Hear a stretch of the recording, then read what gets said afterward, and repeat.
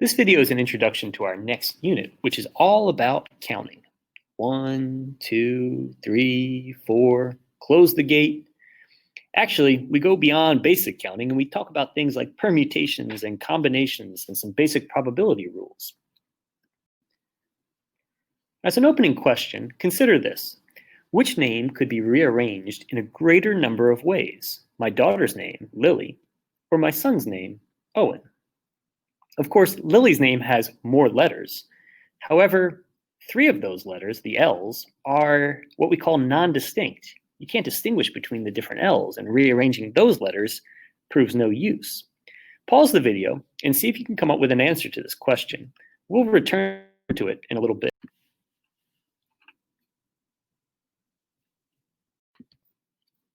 The big idea that governs every counting problem that you do is called the fundamental counting principle. And the fundamental counting principle says if there are m ways of doing one thing and n ways of doing something else, then the number of ways to do both things is m times n. That is, we multiply to find the total number of ways of doing both things. Let's look at a simple example.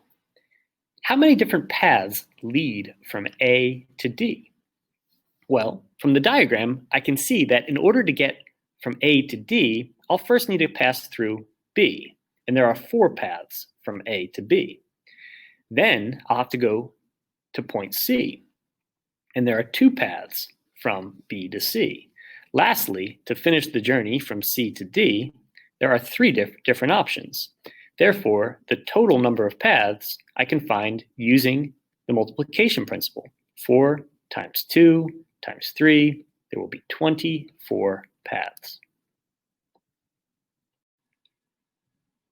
This next example seems significantly more challenging. How many positive divisors does 2,000 have? I'd like you to pause the video and take a few seconds to see if you can figure out the answer. And if you can't figure out the answer, figure out exactly what it is you would need to know in order to get the answer.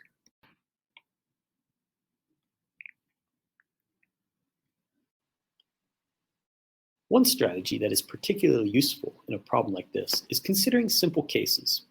Consider the number of positive divisors of a number like 10 compared to a number like 12 compared to a number like 16. Let's see if we notice any patterns that we can use when we figure out the number of positive divisors for 2,000. For 10, there are just 4 positive divisors. 1, 2, 5, and of course 10. Meanwhile, for 12, there are 6. 1, 2, 3, 4, 6, and 12. Meanwhile, 16 has 5 positive divisors. 1, 2, 4, 8, and 16. What is it about these 3 numbers that make them have different numbers of positive divisors? The answer lies in their prime factorization. 10 is equal to 2 times 5. 12 is equal to 2 squared times 3. And 16 is equal to 2 to the 4th power. Now you can probably begin to see how the fundamental counting principle becomes relevant. For 10, I can think about taking 2 to the 1st or 2 to the 0 as a factor. Include the 2 or not.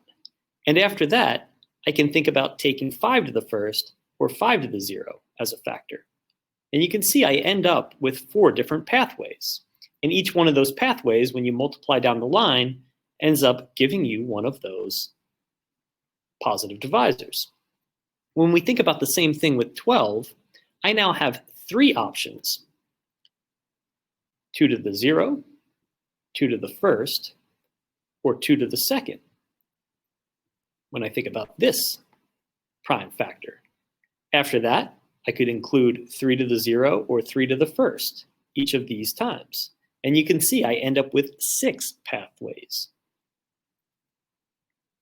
When we think about the same result for 16, well, we don't have multiple branches. It's just about the powers of 2. You can go 2 to the 0, 2 to the 1st, 2 to the second, 2 to the third, or 2 to the fourth, and you see that there are 5 different branches corresponding with the 5 different positive divisors. So, to figure out the answer to this example, how many positive divisors does 2000 have, it's first important to come up with the prime factorization of 2000, which is 2 to the fourth times 5 cubed. And this tells me that I'll have 5 different branches for the powers of 2, from 2 to the 0 all the way down to 2 to the fourth, and then branching off of those 4 different branches for the powers of 5, 5 to the 0 all the way down to 5 to the third, right? So the branch analogy is helpful because we can see how the multiplication is taking place. You have 5 possibilities here, followed up with 4 possibilities.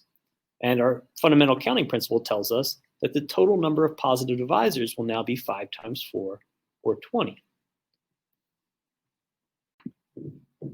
While it's certainly worthwhile to try to list all the different divisors of the number 2000 in order to see if your answer is correct, it's probably more worthwhile to try to generalize the statement that we just made. The generalization is pretty simple, really. If you have some number n with prime factorization p to the a times p to the b times ... let's say p to the z, then the number of positive divisors can be found by just taking a plus 1 and multiplying by b plus 1, and then continuing to multiply all the way down to z plus 1. The plus 1 is because you might end up with 0 copies of that prime factor in your positive divisor. Here's another example that I think is much more straightforward. In how many ways can 10 friends sit in a row? Examples like this are good to visualize. Imagine 10 seats placed in a row. In the first seat, you have 10 options. In the second seat, since one friend has already been seated, you now have 9 options. And then you're down to 8, and so on, until you're reduced down to a single option. Because you have to place the first friend and the second and the third all the way down to the 10th. You see, I'm using the word "and."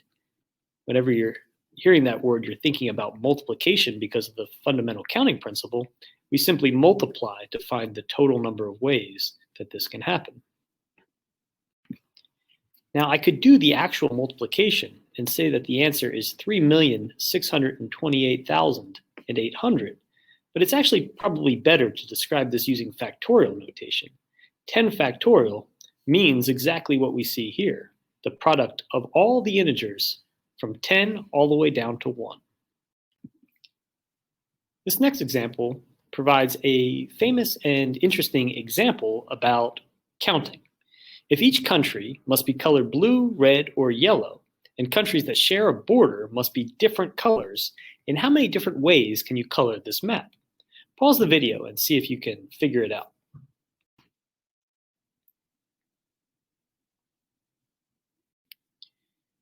If you said that it could be done in 6 ways, you are correct. Suppose we color Turkey first. We have 3 choices with which to color Turkey. Suppose that we choose to color it red. Next, we'll have to color Syria. We're down to 2 different choices with which to color Syria. Suppose that we color Syria blue. We're now down to just 1 possibility left. Iraq will have to be colored yellow. And so we multiply by 1 and see that our answer, according to the fundamental counting principle, is just 3 times 2 times 1, or 6. Of course, we could also express this as 3 factorial, just like in the last example.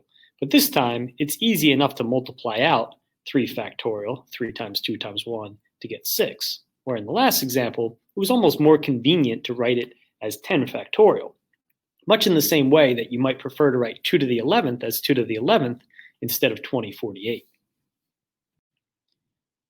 One thing that you may have noticed about this problem that made things a little bit easier is all three of the countries shared a border with each of the other two. Turkey shared with Syria and Iraq, and Syria shared with Turkey and Iraq, and same with Iraq. When that isn't the case, sometimes the problems become a bit more complicated. And that brings us to another big idea. If there are m ways of doing something, and there are n ways of doing something else, and these things cannot both happen so that you're doing one or the other, then there are m plus n ways of doing either of those things. So we're establishing that when we hear the word and, we should think about multiplication being the right operation. Meanwhile, when we hear the word or, we should be thinking addition is involved. This example is very similar to the first example that we looked at. However, this time, when I'm asked how many different paths are there from P to Q, you see that you can either get from P to Q through A or through D. However, you would not travel through A and through D.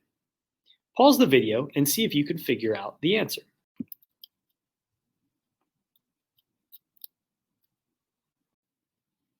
Solving this problem involves breaking it down. P to Q through A, and then P to Q through B, or D. We can work out each of those possibilities and add our answers together. When I work out the number of possibilities from P to Q through A, I just noticed that there are 2 paths to choose from here and 3 more to choose from here, and therefore there are 2 times 3, or 6 ways in which I can travel from P to Q through that route. When I go and I work out P to Q through D, I quickly notice that there's another branch happening here.